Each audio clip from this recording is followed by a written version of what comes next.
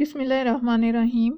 روزے کے دوران جسم میں کئی تبدیلیاں رونما ہوتی ہیں، تو چند اہم کا ذکر کروں گی، لیکن یہ ذہن میں رکھیں کہ میں صرف جسمانی تبدیلیوں کا ذکر کروں گی، روحانی اثرات کی بات نہیں کروں گی۔ تو جو جسمانی تبدیلیاں رونما ہوتی ہیں، ان میں سر فہرست گلائکوجن کی کمی ہے۔ گلائکوجن گلوکوز کی اسٹور فارم ہے۔ کاربوہائیڈریٹ جسم میں گلائکوجن کی فارم میں اسٹور ہوتے ہیں۔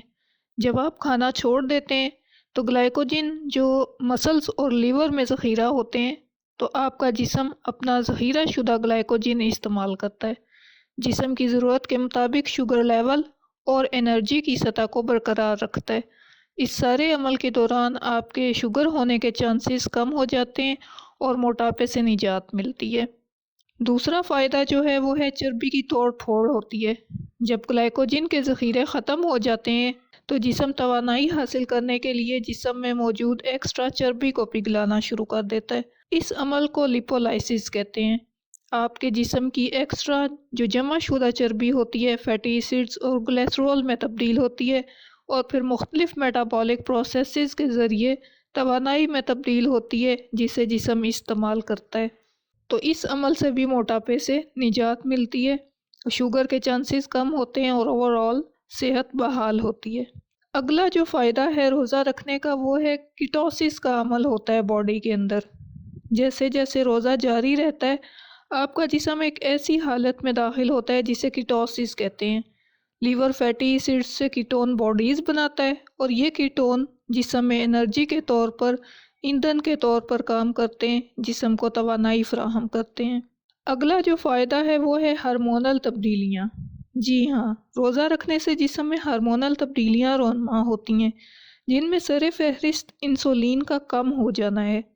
خون میں انسولین کی مقدار کم ہو جاتی ہے، ساتھ میں گلوکاگون اور ایڈرینلین کی مقدار بڑھ جاتی ہے، جس سے گلائکوجن اور لیپولائسس کے پروسیس کو تحریک ملتی ہے۔ یہ ہارمونل تبدیلیاں جسم میں گلوکوز کی سطح کو نارمل رکھنے اور ذخیرہ شدہ توانائی انرجی کو جسم کے لیے قابل استعمال بناتی ہیں۔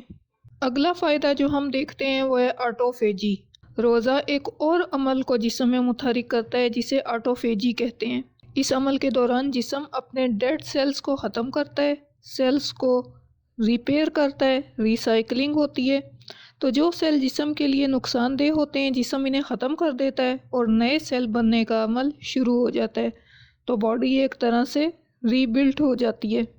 مجموعی طور پر دیکھیں تو روزہ رکھنے سے جسم پر مختلف جسمانی اثرات پڑتے ہیں، جیسے وزن کی کمی، انسولین کی حساسیت میں بہتری، شوگر کا نارمل مقدار پر آ جانا، سوزش میں کمی۔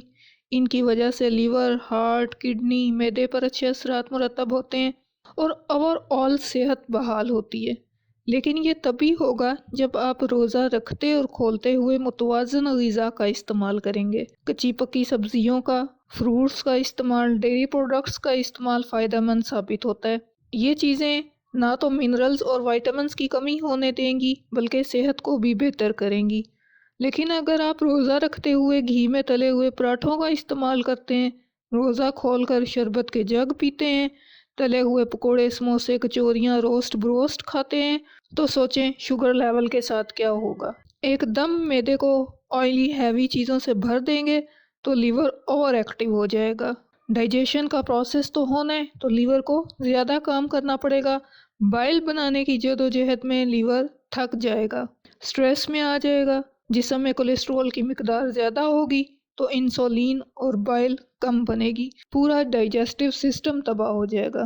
پھر اس کی وجہ سے سستی، غنودگی چھائے گی، فیٹی لیور، شوگر، موٹاپا، ڈائجسٹو ایشوز کے چانسز بڑھ جائیں گے۔ تو جتنے آپ کو ابھی فائدے بتائے ہیں، گلائکوجن کی کمی، چربی کی توڑ پھوڑ، کیٹوسس کا عمل، آٹوفیجی کا عمل، ہارمونل تبدیلیاں، باقی جو ان کی وجہ سے فائدے ہونے ہیں وہ سارے الٹے پڑ جائیں گے، ان سب کا الٹ ہو جائے گا فائدوں کا۔ تو آپ سوچ لیں کس طرح کا روزہ رکھنا ہے، کیا کرنا ہے، متوازن غذا کا استعمال رکھنا ہے یا اگلے رمضان تک کلینک اور ہسپتال چلانے ہیں۔ میں بھی اپنے کلینک کا ایڈریس ڈسکرپشن میں دے دوں گی۔ اسلام آباد پنڈی میں رہنے والے کلینک کا وزٹ کر سکتے ہیں، بالمشافہ مل سکتے ہیں، جبکہ آن لائن بھی میڈیسن منگوائی جا سکتی ہے۔ اللہ ہمارے لیے آسانیاں کرے اور ہمیں آسانیاں بانٹنے کی توفیق دے۔ اللہ حافظ۔